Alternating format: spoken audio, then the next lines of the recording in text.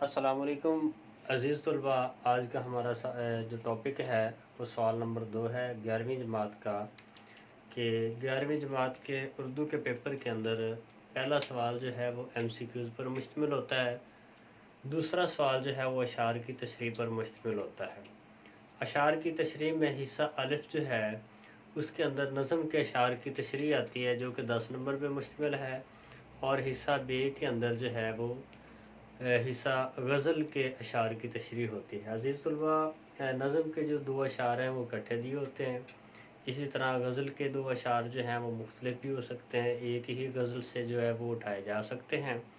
तो बरकैफ आज हमारा जो है टॉपिक है नज़म, हिस्सा नज़म के जो हैं अशार की तशरीह।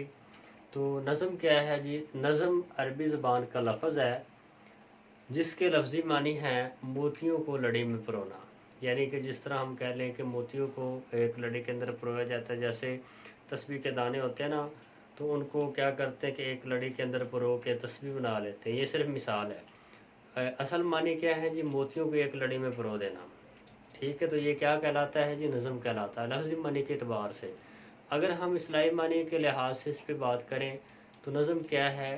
शायरी के अंदर एक ही मौजू पे बात करना, एक ही मौजू पे लिखना। यानी कि शायर हजरात जो होते हैं, शोरा हजरात जो होते हैं, वो क्या करते हैं, किसी भी एक टॉपिक पे ही बात करते हैं। यानी कि शायरी अंदाज के अंदर किसी एक टॉपिक को ही अपना मौजू बनाते हैं। जैसे अगर हम बात करें हमद, तो हमद में सिर्फ़ अल्लाह ताला ही की तारीफ़ बयान की होती है शायर ने। अगर नात पे बात करें तो नात के अंदर सिर्फ़ और सिर्फ आप सल्लल्लाहु अलैहि वसल्लम की तारीफ़ जो है वो बयान की गई होती है। इसी तरह हम मिसाल के तौर पे बरसात की नज़म ले लें तो उसके अंदर क्या है जी? सिर्फ़ बरसात के हवाले से ही बात की गई है। यानी कि एक ही मौजू को लिया गया होगा और उसी को शायरी अंदाज़ के अंदर जो है वो बयान किया होगा। ठीक है, अब हम देखते हैं कि जो हिस्सा अ, है, हिस्सा नज़म है, इसके अशार की तशरीह हमने कैसे करनी है, इसको कैसे लिखना है, हमने तशरीह किस तरह करनी है, इसका मफ़हूम किस तरह लिखना है, नज़म को शुरू कैसे करना है। सवाल नंबर 2 को जो 10 नंबर का सवाल है हम कैसे करेंगे। पहले पढ़ते हैं जी। अशकों से तेरे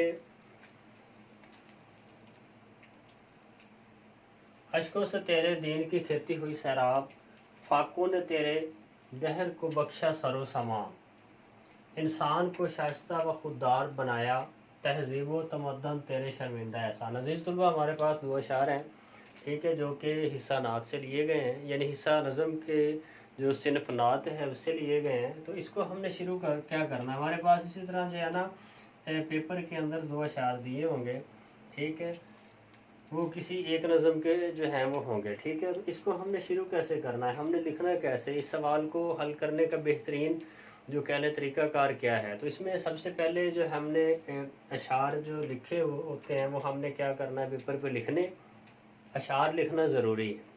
यानी कि नज़म के अशार की तशरीह करते वक्त हमने सबसे पहले जो अशार दिए होंगे वो हमने पेपर पे लिखने।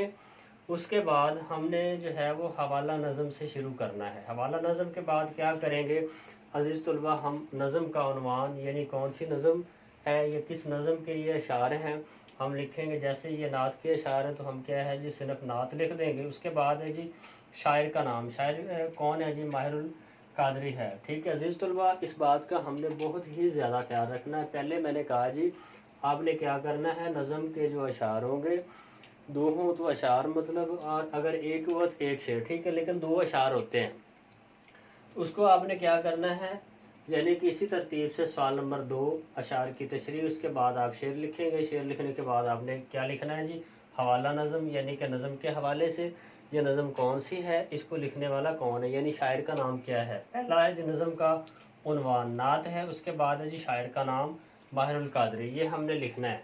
उसके बाद है जी मफ़हूम, मफ़हूम जो है नज़म का हमने मुख्तसर लिखना है और जामिया हो, 4 सतूर से ज़्यादा ना हो। अज़ीज़ तलबा, मफ़हूम का बहुत ही आपने ज़्यादा ख्याल रखना है कि मफ़हूम जो है वो पॉइंट टू पॉइंट ही होना चाहिए। यानी कि जैसे अशार दिए हुए हैं इन्हीं ही को हमने डायरेक्ट जो है वो बयान कर देना है। ये डायरेक्ट बयान करने का ये नहीं मतलब कि इसी तरह आपने लिख देना है, नहीं, ऐसे नहीं। इनको अपने अल्फाज में कह लें, मफ़हूम के अंदाज में हमने जो है वो بیان کرنا ہے۔ اس میں ہم نے کوئی لمبی چوڑی بات نہیں کرنی کہ شاعر یہ کہتا ہے وہ کہتا ہے، نہیں، آپ نے سمپل کیا ہے جی، یہاں سے یعنی آپ صلی اللہ علیہ وسلم کے آنسوں سے دین کی جو کھیتی ہوئی وہ سہراب ہوئی۔ اس کے بعد کیا ہے جی، آپ صلی اللہ علیہ وسلم کے فاقوں سے یعنی بھوکے رہنے سے، فاقہ کشی کرنے کی وجہ سے کیا ہے جی، دہر کو یعنی پورے عالم کو، پورے جہاں کو کیا ہے جی، سامان جو ہے اللہ تعالیٰ کی طرف سے عطا کیا گیا۔ یعنی کہ یہ کیا ہے، ہم مفہوم لکھ رہے ہیں۔ مفہوم ہم نے 4 سطور، زیادہ سے زیادہ 4 سطور کے اندر لکھنا ہے۔ اگر ایک شعر ہوتا ہے تو پھر آپ نے صرف 2 سطور پہ لکھنا ہے۔ اس کے بعد کیا ہے جی عزیز طلباء، ہم جو ہے وہ تشریح لکھیں گے۔ آپ یہ جو ہے وہ مارکر سے لکھ سکتے ہیں، نظم کا نام مارکر سے لکھ سکتے ہیں، شاعر کا نام مارکر سے لکھ سکتے ہیں، حوالہ نظم مارکر سے لکھ سکتے ہیں۔ اس کے بعد آپ نے نعت جو ہے وہ پین سے لکھنی ہے، شاعر کا نام پین سے لکھنا ہے، مفہوم ہم مارکر سے لکھ سکتے ہیں، نیلی مارکر استعمال کر سکتے ہیں۔ اس کے بعد جو ہے ہم مفہوم لکھیں گے پین سے۔ اس کے بعد تشریح جو ہے، تشریح کا جو لفظ ہے ہم وہ بھی مارکر سے لکھ رہے ہیں۔ اس کے بعد ہم تشریح طلب اشعار کے پہلے شعر میں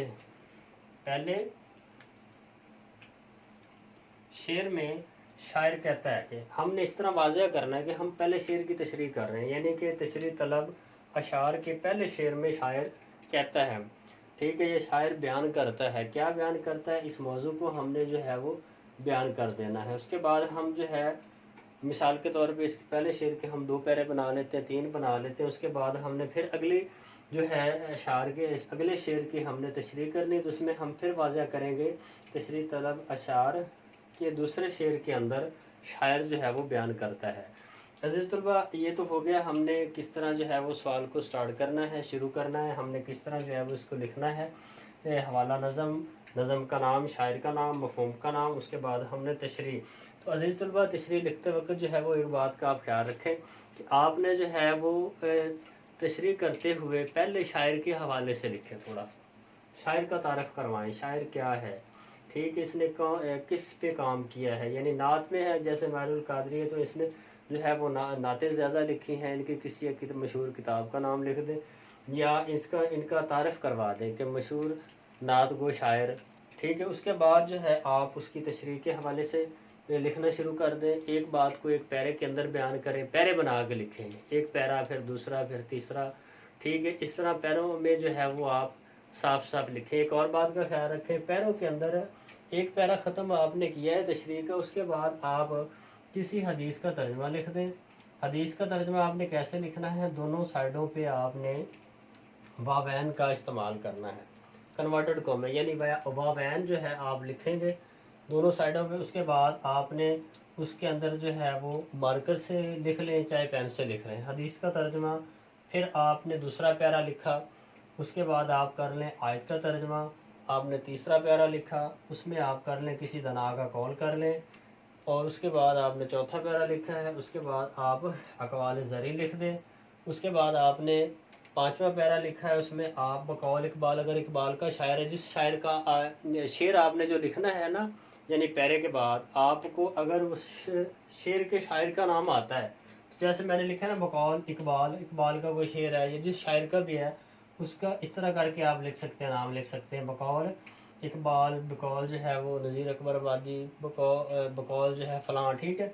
اس کے بعد اگر نام نہیں آتا تو پھر آپ کیا کریں گے؟ بقول شاعر لکھ دیں گے، صرف اور صرف اگر شاعر کا نام نہیں آ رہا لیکن اس کا شعر آپ کو یاد ہے اور وہ آپ پیرے کے بعد لکھنا چاہ رہے ہیں، آپ کیا کریں گے؟ بقول شاعر لکھیں گے۔ عزیز طلباء جو ہے نا، یہ آپ پین سے ہی لکھیں گے، اور اس پیرے کی اینڈ والی جو لائن ختم ہوگی وہاں پہ آپ بقول شاعر لکھ کے یا بقول شاعر کا نام لکھ کے اس کے بعد آپ نیچے جو ہے وہ شعر بھی کوشش کریں کہ مارکر سے خوبصورت انداز میں لکھیں۔ عزیز طلباء، 10 نمبر کا سوال ہے، اس کو آپ بڑے اچھے انداز میں جو ہے وہ کر سکتے ہیں۔ مجھے امید ہے کہ آپ کو جو ہے وہ سمجھ آ گئی ہوگی کہ آپ نے نظم کے اشعار کی تشریح کس طرح کرنی ہے، حوالہ نظم کس طرح لکھنا ہے، شاعر کا نام کس طرح لکھنا ہے، ٹھیک ہے، نظم کا نام کس طرح لکھنا ہے، اس کے بعد مفہوم جو ہے وہ آپ نے کیسے لکھنا ہے، اس کے بعد تشریح یعنی ایک پیرا لکھیں اور ان میں سے ایک جو ہے وہ شامل کر دیں، حدیث کا ترجمہ شامل کر دیں، آیت کا ترجمہ شامل کر دیں، دنا کا قول کر دیں، اقوال زری کر دیں، یعنی ایک پیرا لکھیں گے، اس کے بعد ایک چیز آپ شامل کریں گے، پھر دوسرا پیرا لکھا، دوسری چیز شامل، تیسرا پیرا لکھا، تیسری چیز شامل، چوتھا پیرا لکھا، چوتھی بات شامل، یعنی یہ چیزیں جو ہیں وہ اس کے ریلیٹڈ ہونی چاہیے. جیسے ہے نا وہ ما ارسلناک الا رحمت للعالمین، بے شک آپ وسلم کو تمام جانوں کے لیے رحمت بنا کر بھیجا. تو آپ جو ہے ہم جو ہے وہ آیت کا ترجمہ لکھ رہے ہیں، ٹھیک ہے، اور آپ نے ان کو واوین کے اندر لکھنا ہے، خوبصورت کر کے لکھیں. اس کے بعد جو آپ کا پیپر ہوگا اس میں پہلے حاشیے لگے ہوتے ہیں. اگر آپ اس کو مزید جو ہے اس جانا چاہتے ہیں دونوں سائڈوں میں پیپر کے حاشیے لگا کے آپ کے پیپر کی جو پریزنٹیشن ہے وہ بہت ہی اچھی ہو جائے گی. عزیز طلباء جو ہے اگلی ویڈیو کے اندر ہم انشاءاللہ جو ہے وہ غزل کے اشعار کی تشریح کے بارے میں بات کریں گے. اللہ حافظ.